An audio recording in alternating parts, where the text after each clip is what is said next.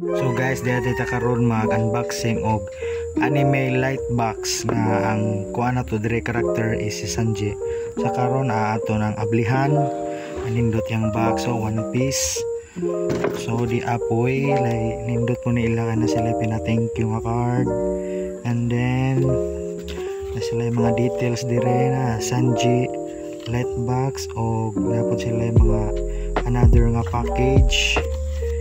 And naa sila ay mga guidelines so kung saan pag provide aning light box kung saan ining on. And then napod sila wanted poster. So ining ablihan na to napod sila yung mga pakapen nga one piece nga logo nga sticker sa Japan nga language o one piece. So nindot kayo na guys. So kani guys giablihan na ganina ako na ningibot nga sa battery. Nanay sa battery tulo ka buok pero ang pakapin niya is upat ka buok.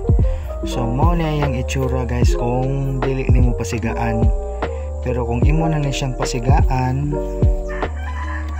nari on dire on ug off. So yung resulta mao na siya guys. Diba astig kaayo. Naaray niya sa Shopee guys. Ang presyo ni is 970 pesos. So astig na kaayo no. Nindot siya og box. Kompleto. Nindot kaayo guys oh. Nindot tapos siya box. So nakanindot ani mo ng Sanji akong gipalit.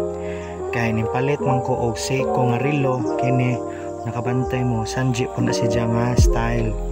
And then sa pagpalit mo ingani nga relo guys ano po siya ipakapin nga Sanji. So mo nang kini hong gipalit aron bagay si Jao nindot kayo forma.